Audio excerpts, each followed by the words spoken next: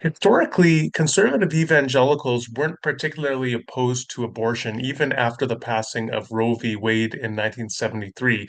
At that time, it was still largely viewed to be a Catholic issue. It wasn't until the late 1970s that conservative evangelicals became increasingly opposed to abortion, in part because of President Jimmy Carter, a Democrat, and a focus on unifying against Jimmy Carter.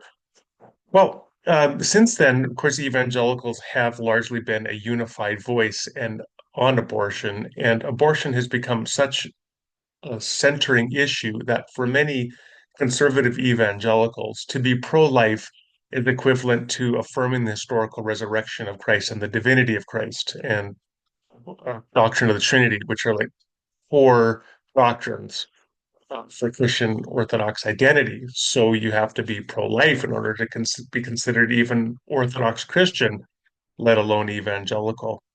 And along with this, there are groups that then take very strong stances against abortion, not just stances that would allow for abortion or that would prohibit abortion for elective instances, but also for therapeutic instances, including life and health of the mother and cases of rape and incest.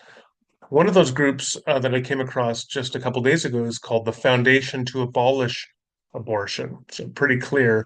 There's no caveat there. It's not the Foundation to Abolish Elective Abortion, but they define themselves as the Foundation to Abolish Abortion, which would presumably remove access to abortion even in cases like rape and incest. And this group posted a tweet just in the last couple days where they show an individual. I take it to be one of the representatives of their organization defending this prohibition of abortion in cases of rape and incest. And I want to play that clip and then offer a critical response to explain why the issues I believe are more complicated than that individual acknowledges. To rape or incest, those 1 to 5% cases, what is your explanation for why that's justifiable to allow, or basically say that a woman should not get an abortion for rape and incest? I agree with you on the 95 or 99% of other cases, but Good. So the first, thank you for that. So the first thing I'd say is, are you in agreement that it's fully human at yeah, fertilization? It is an image of conception God. at life. It deserves to be protected and all the Yeah. rest. Okay, good. So in the instance of rape, it's actually less than 2%. Less than 2%. Okay. Statistically speaking, rape, incest, life of the mother have consistently been less than 2% of Okay. all of the makeup of all the abortions. The rest are at will. So the issue of rape and incest and life of the mother, less than 2% across the board consistently, right? So the issue of rape, what do we have? We have a victim already, the girl who was raped, the woman who was raped. And what the pro-abortionists will say is they'll say, because there is a victim in a crime, we ought to be able to execute the child. What we would argue is actually we should focus on the perpetrator and execute the perpetrator, but not punish the child for the crime or sin of the father. What they argue for is because there was a victim, we should create a second victim. Okay, so let's debrief this. First of all, it's really difficult to have enlightening conversation when people strawman and use tendentious incendiary rhetoric. The issue is already controversial and fraught with deep fissures and divisions. You don't have to make it worse. For example, referring to a person who is pro-choice, who believes in access to abortion for therapeutic reasons, to refer to them as a pro-abortionist is just incendiary language. That is not helpful. Even worse, I mean, and I would say just like the same way that you would refer to someone who's pro-life as anti-woman, right? That's not helpful either. The next thing is to straw man and impugn your interlocutor. And so straw manning, this fellow says that what the pro-choice person is advocating for is executing the child and punishing the child for the sins of the father. That's what he claims they seek to do. So you're now impugning their motives, which again is just incendiary rhetoric. You don't need that. That doesn't help. That just alienates the vast majority of the population who don't agree with you. Now, you note as well that he keeps camping on the 1%, 2% of say it's only 1 or 2%. That is irrelevant, okay? Because it is exactly that group that we're talking about. So whether it's one person or 1% of abortions or 2% of abortions is irrelevant. We are talking about abortion in those instances. And the young man at the beginning, he specifically specifies that.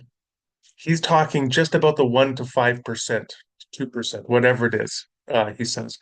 That's what he's talking about. But this guy to reiterate that it is this very low percent is just a red herring because he's already specified that's the subgroup that he's concerned with, this young man. Finally, so how do you justify abortion in these cases? What that guy wants to suggest is what we're going to do is just straw man, as I said. Well, that they want to execute children and punish them for the sins of the father. Again, that's false. What you do want to consider in cases like this is that there is a scale, right? There's a scale, and you're weighing different values, things that you want to protect. On the one hand, you want to protect developing fetal life. So, yes, from the beginning of conception, this is a human organism developing within the female, the woman or the child. That is true. And you want to protect that fetal life. That fetal life is of value. It's of great value. You also want to protect women and children. And this is the first problem here, that this guy doesn't give any valuation on that side of the scale to the life and flourishing of women and children. Um, so let's put some of the things on that side of the scale. What would we put on that side of the scale? First of all, what this fellow doesn't acknowledge is this woman has or a girl has been sexually assaulted against their will. Um, some of the things you're now asking them to endure, which are not insignificant, which deserve to be placed on the scale, are the potential for them experiencing complications during childbirth, including severe bleeding, infections, other complications, cesarean section, for example, all possibilities, all relevant risks, all things you're asking them to endure, which should be placed on that side of the scale, as well as the significant physical impact of parturition itself, or of, sorry, not just parturition, of gestation, so of bearing the child over 9 months. That is significant request demand you are placing on a person, potential long-term health conditions coming out of the birth process, including incontinence, chronic pain, pelvic organ prolapse, etc. Emotional risks, including postpartum depression, anxiety, and PTSD that are exacerbated by having given birth to the child of one's rapist. There are social risks, including stigma and isolation, economic challenges and difficulties that one may experience, legal risks, including things like custody battles.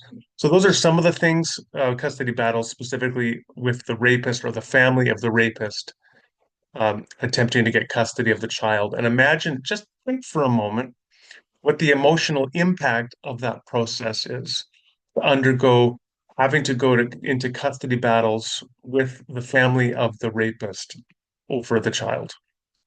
Okay, now let me say a word just about specifically some of the more unique challenges when it comes to a child, let's say, who has been raped, let's say a 12, 13, 14-year-old who has been raped. Some of the additional health risks when it comes to very young mothers or young girls, 12, 11, 12, 13, 14 years old, giving birth, they're at greater risk of experiencing preterm labor, low birth weight of the babies, obstructed labor. A child's pelvis may not be adequately developed, leading to difficulties, including increased risk of a cesarean section. Preeclampsia, a condition characterized by high blood pressure and damage to other organs. Those are some of the things you're subjecting a 12 or 13-year-old to experiencing, to placing herself at risk of. That's not insignificant. That deserves to be placed on the scale. You're telling a 12-year-old who was raped by her uncle You have to give birth to that child. Over the next 9 months, you're going to be at increased risk of multiple uh, significant medical risks, which could affect you for the rest of your life. You are also at a greater risk of experiencing various mental health issues that are exacerbated through the gestation, parturition, and then having the child of your rapist. Uh, all sorts of other social risks, such as the interruption of your education and social life for 9 months, potentially longer, completely changing your life due to no fault of your own because you were raped, let's say, by a family member or by a friend or somebody else. These are deserve to be placed on the scale. They're not insignificant risks. And the last thing I want to consider, so you have the impact on adult mothers and also child mothers. And then the other thing that is completely lacking from this fellow's analysis is any intuitive recognition of what is so commonly recognized by people that there is ontological development through pregnancy. Just think about it like this. At 5 days, 6 days post-conception, the developing fetal life is a hollow ball of cells. It's a blastocyst. Is a blastocyst of the same ontological value as a full-term fetus in the ninth month? A hollow ball of cells versus a full-term fetus. And many people have very strong intuitions that these are not equivalent, that there is ontological development. And the thought experiment you can always give for this point is this. Imagine that you have a fertility clinic is on fire, and there are two rooms in the clinic. In one room are 100 fertilized embryos, like hollow balls of cells, fertilized embryos. Um, in the other room, there is one infant in a bassinet, and you have time to save only the 100 frozen embryos or the one infant. If the 100 frozen embryos, if each one of those frozen embryos is the moral and ontological equivalent of the infant, then it would seem you would be morally obliged to save 100 children instead of one. You would prioritize the 100 over the one. And yet, the vast majority of people are going to say we ought to save the one before the 100. We ought to save that baby before we save the 100 fertilized ova. Why is that?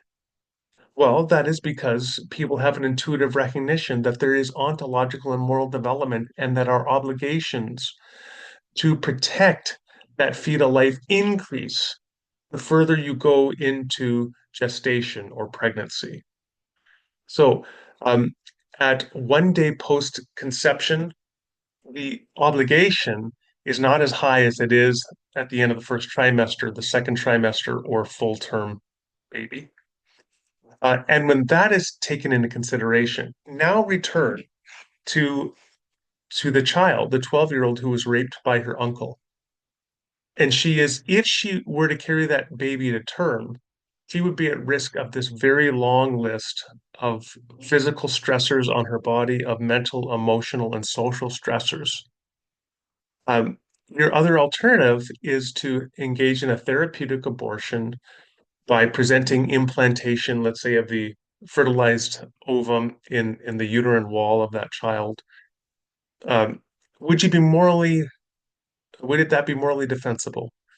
And at the very least, I would want somebody like this fellow to acknowledge that that child's life matters, first of all, that it is significant, it is counted on the scale, and on the other side of the scale, to recognize that gets heavier, the weight of it gets heavier of the abortion, the further you go into abortion. So, right at the beginning of a gestation, just after fertilization, it's up here, it gets heavier, and the moral weight of abortion gets heavier the further you go. The life counts more, and you have to have more evidence and weight on this side, the side of the child, in order to justify that abortion the further you go into pregnancy. But there's no sense of this moral complexity at all in this fellow's analysis. It's what it is rather is at the moment of conception, the fetus Embryo is absolute, and the girl woman's well-being does not count at all. And that, to my mind, is not a helpful way to think about this very complex topic.